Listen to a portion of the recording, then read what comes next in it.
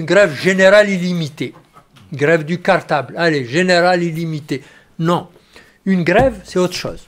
Une grève, c'est l'organisation dans un secteur du travail pour une revendication, si possible, précise, dont on peut vérifier qu'elle est soutenue et qu'on se rapproche de sa réalisation grâce à la mise en place d'un rapport de force. Si ça échoue, il faut vite que ça prenne fin pour repartir 1 mois, 6 mois, 3 mois après. La grève, ce n'est pas pour obtenir 100% des résultats immédiatement. Parce que le prix, d'abord, est fort, parce qu'elle peut, surtout chez nous, conduire à des licenciements, des pertes de postes de travail, à moins de salaire, ce qui est quand même un problème. Et elle occasionne, surtout si elle est générale, elle n'est pas réfléchie, elle n'est pas organisée, elle occasionne des difficultés pour la population. Si elle touche les transports, si elle touche l'alimentation, les commerces, les soins, il faut une capacité d'organisation pour pouvoir répondre à tout ça, examiner tout ça. Et je reviens enfin, dernier argument, à ce que j'indique toujours. Pour l'instant, ça marche bien. Envisageons plutôt comment on va se mobiliser dans 2 mois, pendant le Ramadan, parce que c'est des conditions un peu différentes, et à la veille des élections, dans 3 mois, parce que rien n'indique qu'ils renonceront à leurs élections dans 3 mois. Alors parlons, échangeons, pour voir comment ça va s'organiser pour faire échec à ce projet d'élection. Puis ils le feront. Ils auront un candidat. On a déjà Jardiri qui dit qu'il va se présenter. Peut-être qu'il y en aura d'autres. Il y en a qui aiment ça. Bon, alors, comment on réagit par rapport à ces candidats? Comment on boycotte? Est-ce qu'on boycotte? Ou y a-t-il d'autres actions? Voilà, il y a des actions qui... C'est sur un moyen terme, ça. Il est possible peut-être déjà de bien voir qu'il faut réfléchir au lendemain des élections, à la mise en place d'un nouveau président, comment on lutte pour obtenir une transition démocratique. Parce que même s'ils élisent un autre, eh bien, il faut continuer à lutter pour une transition démocratique, parce que sinon, on va décevoir cet immense mouvement qui nous a donné à tous l'espoir. Chaban. Je reviens un peu sur le mot de la structure, en fait, la structure du mouvement. Il y a une obsession de structurer le mouvement. Le mouvement, à mon avis, ne peut structurer par lui-même. Comme disait Mehdi, jeter la révolution dans la rue, elle sera prise par le peuple. Donc, si le peuple lui-même, c'est des gens qui sont eux-mêmes qui vont émerger une structure. Donc on ne peut pas structurer un mouvement, c'est au moment de structurer. Il y a une autre analyse, enfin, l'aboutissement, les rapports de force qui m'intéressent plus dans un mouvement comme tous les mouvements sociaux dans le monde, à travers le monde, toutes les révolutions, c'est le rapport de force. Quel est le rapport de force de ce mouvement? Et évidemment, c'est les rapports stratégiques d'un système aussi. Un système, évidemment, on est face à un système, on est fait par malheur dans un pays assez riche. Évidemment, les convoitises ne sont pas indifférentes. Donc les alliances d'un système et les alliances d'un mouvement. Donc quel est le rapport de force de ce mouvement?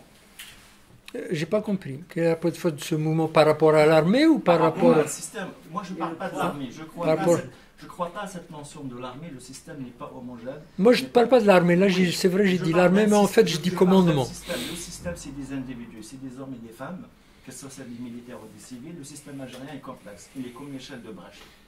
On ne sait pas si on va côté le sol comme une marche ou pas. Donc c'est très complexe, ça monte, ça descend. Donc dans l'armée, il y a des civils, dans l'armée, il y a des gens intègres, peut-être qui n'ont pas le pouvoir.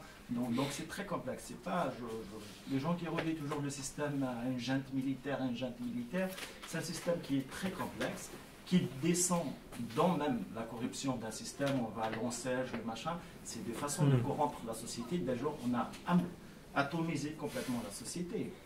Ça soit des associations, les partis politiques, on a atomisé, c'est-à-dire une élite corrompue, ou une élite complètement atomisée, une autocensure de la presse, c'est-à-dire on n'a pas besoin de te censurer, tu vas toujours censurer par toi-même. Donc il y a une mécanique qui se répond. Le rapport de force, c'est quoi alors dont vous parlez? Justement, c'est ça, quelles sont les capacités, où peut aller ce régime? Il faut analyser vraiment De quoi il est capable? Voilà.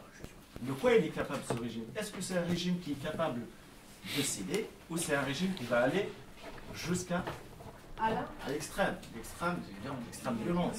Donc il faut analyser un peu l'histoire des mouvements en s'arrêtant sur des dates, en partant.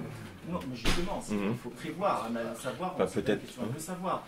Donc le rapport de force qu'est là, ce régime, par rapport à ses alliances. On voit aujourd'hui quelles sont ces alliances par rapport à l'Occident, quel est le rapport, parce qu'une révolution, ça ne se fait pas comme ça. Et quel est le rapport de force qu'elle a? La population.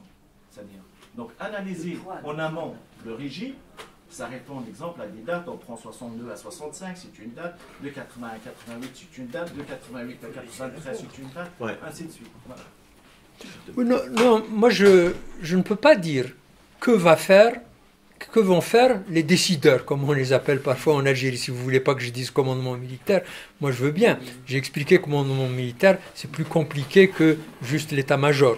Mais en même temps, je ne crois pas que ce soit une manière de parler, de dire que le commandement militaire a une emprise sur le système et historiquement, c'est bien lui qui a conduit ce système. Et d'ailleurs, il l'a montré, chaque fois qu'un chef d'État prend des mesures ou prend une direction qui ne lui plaît pas, il l'enlève. Et c'est bien l'armée, au sens de commandement militaire, qui l'enlève. Ceci dit, je suis bien conscient que l'armée, on en a besoin, tout État a besoin d'une armée. Ça, c'est déjà un autre problème. Maintenant, je ne peux pas dire que va faire demain le système, ou ses tenants, ou ses décideurs. Qu'est-ce qu'ils vont faire? Je ne sais pas. Pour l'instant, je vois déjà qu'ils ont fait quelque chose et qu'il faut répondre à ce qu'ils ont fait.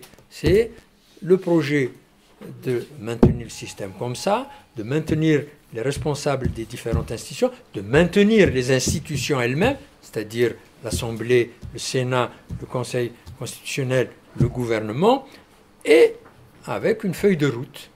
C'est ça c'est clair, on le voit, c'est une évidence.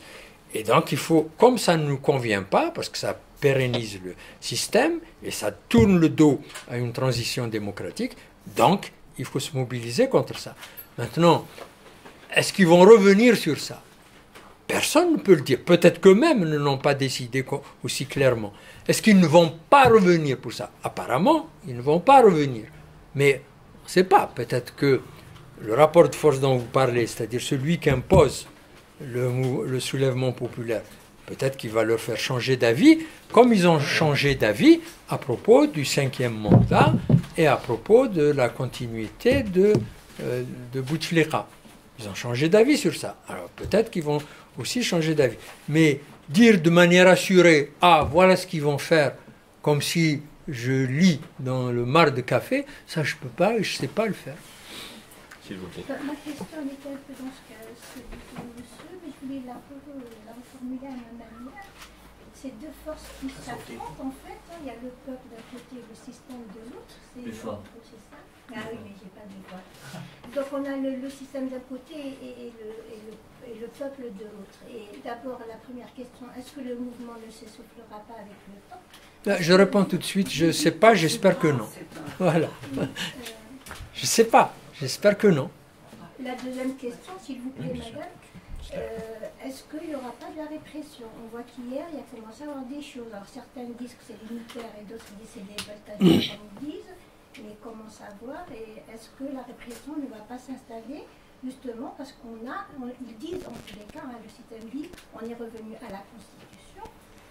Au nom de la Constitution et au nom de la sécurité du pays, ils ne vont pas utiliser la répression.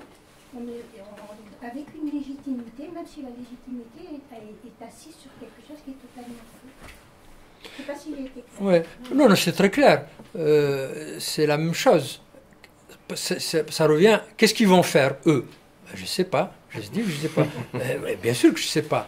Je dis que peut-être eux-mêmes n'ont pas pris une décision très claire à ce sujet. Mais en tout cas, ce qui est sûr, c'est que ça ne dépend pas du mouvement populaire, ce qu'ils vont faire. C'est aussi il faut prévoir ce qui est prévisible. De manière au moins à ce qu'il n'y ait pas au sein du pays quelque chose de répressif et de douloureux comme on a déjà vu. Bien sûr, il faut il faut voir, tout à fait, vu sous cet angle-là, c'est tout à fait ça. Et le mouvement a répondu. Comment le mouvement a répondu? Bdinaha silmiya, nkemlouha silmiya. Nous avons commencé de manière pacifique, nous allons continuer de manière pacifique. Ils ont déjà répondu plusieurs fois, y compris dans la préparation de la manifestation d'hier. Nous avons commencé pacifiquement, nous continuons pacifiquement. Qu'est-ce que ça veut dire? Quand les services de sécurité ont commencé à utiliser des moyens de répression la semaine dernière et vendredi, hier, il y a eu des gens qui faisaient des cordons. Ça se voit même sur les vidéos, pour que la population n'aille pas au contact des services de sécurité. Il y en a qui demandaient un reflux de la population. Il y en a qui demandaient de ne pas insister pour aller vers la présidence. Vous avez constaté, quand ils ont commencé à durcir, les manifestants n'insistent pas trop quand ils voient que le rapport de force n'est pas favorable pour aller vers des lieux surprotégés. C'est bien, ça veut dire que ceux qui essayent d'orienter le mouvement voient bien les choses et les dangers. La seule limite à cela, et c'est les tenants du système qui ont la responsabilité de cela, c'est qu'il ne faut pas demander au peuple de se coucher alors qu'il vient de se lever, en le menaçant, comme fait le chef d'état-major. Le chef d'état-major a des propos menaçants sur ce sujet-là. C'est clair, il suffit de lire son discours. La main de l'étranger, déstabiliser le pays, demander l'impossible, l'irréalisable, c'est sa formule. J'invente rien, c'est son discours. À Oran, ça peut être vérifié. C'est ça qui est tourner le dos à la réalité. C'est ça qui est une prise de responsabilité qui va à l'encontre des aspirations clairement formulées par la population. C'est tout ce qu'on peut dire. Et malheureusement, bien sûr qu'il peut y avoir un risque. J'espère que ça continuera comme cela. C'est tout ce qu'on peut dire. Maintenant, ça n'empêche pas que les gens sont en train de réfléchir comment éviter les contacts douloureux, comment faire en sorte. Le cri Jaish, Shab, Hawa Hawa, l'armée, peuple. D'ailleurs, vous voyez bien qu'en même temps, on dit Gaïd dégage, c'est-à-dire chef d'état-major dégage. Donc c'est l'armée, quand le peuple dit armée et peuple frère, cela ne veut pas dire commandement militaire et peuple frère. Les gens sont conscients. Mais ils font, par ce cri, appel au commandement en réalité, pour dire ne tirez pas. Vous êtes de nous. C'est ça aussi que ça signifie. C'est vrai, on peut s'interroger. C'est normal de s'interroger. Mais c'est ça aussi que ça signifie. Ça ne veut pas dire que le peuple il demande que ça se passe à l'égyptienne. Ils sont très conscients de ça. Dans ce genre de situation, il faut bien que les gens, chacun en ce qui le concerne, prennent leurs responsabilités. Toufiq et après Simhedine, ou inversement. Je voudrais juste reprendre, parce qu'il y a une discussion sur la question de la grève générale et le syndicat. Bon, je veux dire, on connaît historiquement l'histoire de la grève générale qui est décrétée par un état-major et qui le fait. Je pense que, bon, ils ont bien sûr la liberté, comme tout un chacun, de formuler des mots d'ordre, des choses comme ça, mais il me semble, voilà, de mon point de vue en tous les cas, c'est qu'effectivement, comme vous disiez, il faut partir de ce qu'on a et de ce qui se passe. Et force, il y a quelque chose qui fait consensus. Les mobilisations du vendredi et les mobilisations sectorielles, ça peut être des syndicats de l'eau, tel jour faire des choses, mais c'est ça, ce rythme-là. C'est ce rythme qui a permis, depuis le 22 février, de toucher le cœur de la fabrique du pouvoir algérien. C'est ça qui nous est venu.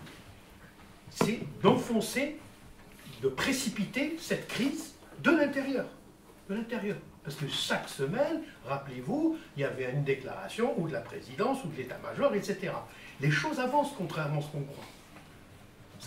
C'est vrai que le cœur du dispositif de la fabrication n'est touché sur la marge. C'est exact. Mais le problème, c'est qu'on n'a qu'une arme, si j'ose dire, et au nom de la Selmiya, c'est effectivement cette pression pour précipiter le plus loin possible cette crise. C'est ça qui donne les éléments de la négociation, et j'allais dire de la sécurité. C'est ça qui est dissuasif. Il n'y a pas autre chose. On ne peut pas, là, décréter qu'on va donner des garanties, qu'il n'y aura pas de répression, qu'il n'y aura pas de choses comme ça. Ce n'est pas possible. Et puis, il n'y a pas d'état-major du soulèvement. Il n'y en aura pas. Il n'y en aura pas. Il y aura des coordinations, soit dit en passant, je vous le dis, l'ACDA fait partie prenante de la coordination algérienne là-bas. On travaille avec eux sur quelle base? Sur la base d'échanges, sur la base de conseils, sur la base d'avis. On en est là. On ne cherche pas à faire un état-major pour représenter quelqu'un, mais c'est impossible. Personne ne nous le demande en plus. Ce qu'on nous demande en revanche, c'est que des choses qui ont été décidées, de fait, instinctivement, que les gens, à travers tout le pays, ils se sont donné ce moyen de se rassembler vendredi. Et nous, soit dit en passant, dimanche, 2 jours plus tard, parce qu'il y a le primat de l'intérieur sur l'extérieur, on le fait 2 jours plus tard. C'est déjà énorme. C'est déjà énorme. Et là, je vous demande, notamment autour de l'ACDA, on ne vous demande pas on vous recrute pas dans l'association, mais de faire circuler au moins le listing pour qu'on donne des informations, parce que ça nous manque. Hein. Ça nous manque. Et nous, on fera, par exemple, l'ACDA, on va essayer de faire un meeting le 26, on va poursuivre ces petits débats comme ça, parce que c'est utile, ça fait partie non seulement pour faire connaître la crise de la fabrique du pouvoir, mais aussi de mobiliser à ces moments-là particuliers durant la semaine. Voilà. Merci Toufiq. Oui, Mohadim, chef du Comité pour le respect des libertés et des droits de l'homme en Tunisie. Je crois que la forme qu'a pris le mouvement dans cette temporalité, vendredi, tous les vendredis, les secteurs dans la semaine, dans l'immigration, c'est les dimanches, tout ça, en lui-même, il a choisi une stratégie Mais il y a le problème, effectivement, de la répression, effectivement, et de l'affrontement, qui doit prendre en considération pour l'avenir, c'est-à-dire qu'il faut le compter pour l'avenir.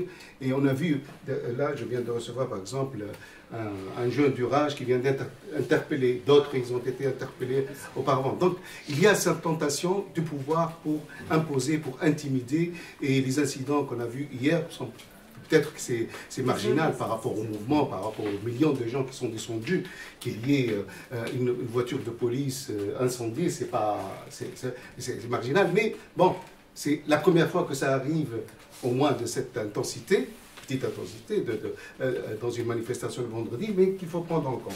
Maintenant, je veux revenir. Vous vivez en Algérie la même situation qu'on a vécue, nous, en Tunisie, parce qu'il y a l'expérience tunisienne.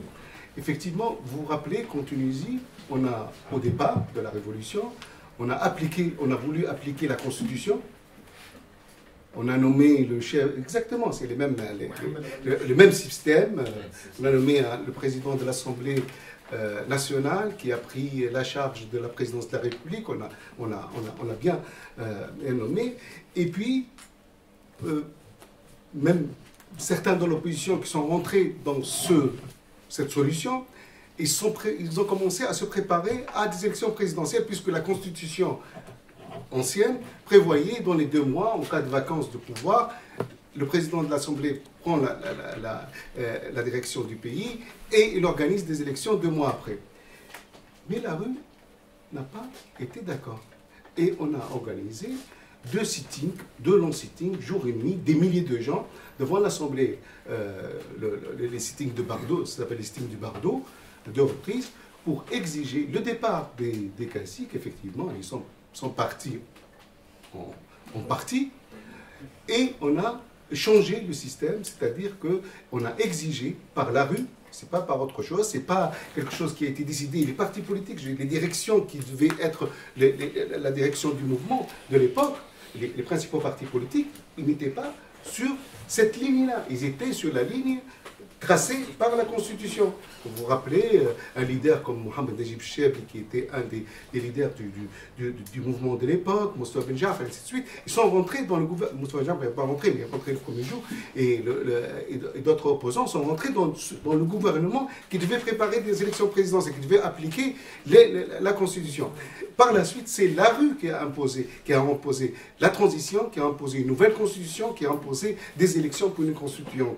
Et je crois que nous vivons en Algérie les mêmes, bon, c'est pas les mêmes formes, bien sûr, c'est pas la même ampleur, mais ce que vous vivez aujourd'hui, on l'a vécu en Tunisie. Je voulais apporter ce témoignage. Merci beaucoup. Allez. Oui, Farida Issali, en même temps. Moi, comme Omar, je dis ce qu'on a vécu de formidable, c'est la communion. Cette communion entre Algériens de partout, d'est en ouest, du nord au sud, ici, avec les mots d'ordre, qu'on connaissait déjà, mais voilà, il y a tout un plaisir à voir tout cela, à vivre ces moments. Mais en même temps, quand on a un recul, on ne peut pas s'empêcher d'être quand même d'une certaine manière, d'avoir un point de vue critique et de pouvoir poser un certain nombre de questions qui des fois ne font pas plaisir. Alors sur ce que j'ai entendu moi, je voudrais faire un commentaire et une réflexion, apporter une réflexion. Alors d'abord, je pense que je suis d'accord avec ce qui a été dit, mais l'analyse portait de mon point de vue beaucoup, et je suis d'accord sur ce qui a été dit, de la partie exogène au système. On est dans le peuple, comment on s'organise, etc. Alors je voudrais y venir un peu, tu l'as fait, mais vers le côté endogène au système. Et là, c'est vrai qu'avec le recul, on se dit, mais tous ces moyens monumentaux dont dispose le système, dont disposent les clans, comment les utilisent-ils aujourd'hui dans le contexte qui est le nôtre? Et là, j'avoue que dans leur guerre de clans d'abord, parce que Bouteflika voulait être sorti de l'intérieur, évidemment, la population, et je suis de ceux qui soupçonnent que les premières mobilisations, on a parlé d'une population non encadrée, donc ces premières mobilisations entraient dans un scénario qui visait à sortir Boutef et, on va dire, ses réseaux. Et donc, on peut dire qu'ils étaient à la manœuvre aussi, au moment où nous réunissions, depuis le 7, certains disent le 22, etc. Donc cette réflexion-là, comment ont-ils utilisé tous ces moyens, tu as parlé du DRS, sa capacité d'être partout, les entreprises, les machins, les moyens financiers, les moyens humains, moyens matériels, pour se servir du mouvement, dans le cadre de leur objectif de départ, et pour garantir une alternance clanique. Alors, la réflexion par rapport à ton intervention, effectivement, la question du rapport de force a été posée. Le seul levier, de mon point de vue aujourd'hui, du rapport de force, c'est le peuple. On dit qu'il n'est pas encadré, et effectivement, le champ politique, le champ associatif, le champ syndical est plutôt atomisé, tu l'as dit, etc. Donc, le vrai levier, aujourd'hui, c'est cette population qui est sortie, peut-être au départ dans le cadre d'un scénario, mais qui devient, il y a un aléa aujourd'hui. On ne sait pas où tout ça va mener. Et tu disais, dans le cadre de ce rapport de force, qu'il faudra passer par des négociations. Je le pense aussi, à un moment donné. Un jour, bien sûr, un jour, puisqu'il n'y a pas d'organisation. Et tu disais, les acteurs qui seront présents du point de vue du système, ça sera le commandement militaire, d'accord, bon, et voir de quelle manière, soit ils donnent les clés, ce qui est très peu probable, ce qu'a dit, soit on partage d'une certaine manière la même pièce. Je crois que ça a été ton expression. Et moi, ce qui me fait peur, quand on connaît la nature du système algérien, qui est différente de ce qui se passait en Tunisie, c'est dans le cadre de ce partage de la pièce, souvent ce qui va se passer, c'est surtout la captation d'élites, souvent, tu l'as dit, des fois, même d'élites sincères au départ. Je veux dire, ils ont cette capacité, ils ont cet entraînement, ils le font depuis des décennies. Donc moi, voilà, ce qui m'interpelle, c'est ça. Donc cette captation. Et puis le deuxième point de vue, je partais de Gaïd Salah. Gaïd Salah, tu as dit qu'il agit au nom du commandement militaire. Je le pense. le cœur du système, je pense que c'est le commandement militaire. On ne sait pas qui y a dans ce commandement militaire réellement. On voit Gaïd Salah aujourd'hui. Moi, donc, lorsque j'ai parlé du scénario de départ, qui était de chasser Bouteflika, puis arriver à un compromis. Ils ont l'habitude de faire ça, d'arriver à un compromis entre eux, stable, pour l'alternance clanique. Je considère, à travers aussi ce que j'ai lu, tu as dû le dire, tu l'as dit tout à l'heure, qu'ils agissent par à-coups. Ils ont sorti Boutef, ces hommes, les plus en vue en tout cas, après ils ont engagé l'article 102, donc je suis d'accord avec toi lorsque tu dis ils vont continuer à bouger. C'est-à-dire que cette situation-là, je ne pense pas qu'il est stabilisé, leur compromis. Aujourd'hui, donc on va avoir d'autres surprises, ils sacrifieront certainement d'autres pièces en attendant de stabiliser. Et ils ne prennent pas beaucoup de risques d'aller par à coup. Pourquoi? Parce qu'on l'a dit, le terrain politique, le terrain associatif syndical est affaibli.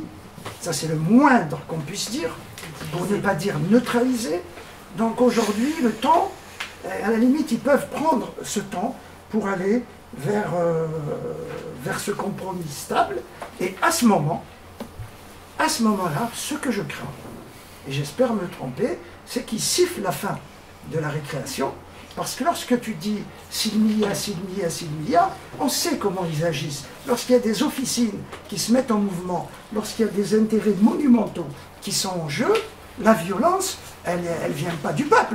Même si je ne veux pas être violent, si une bombe explose à côté de moi, c'est pas moi qui suis violent.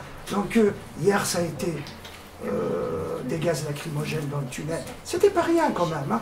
Des gens enfermés dans un tunnel, en famille, des enfants, etc., se trouvaient asphyxiés.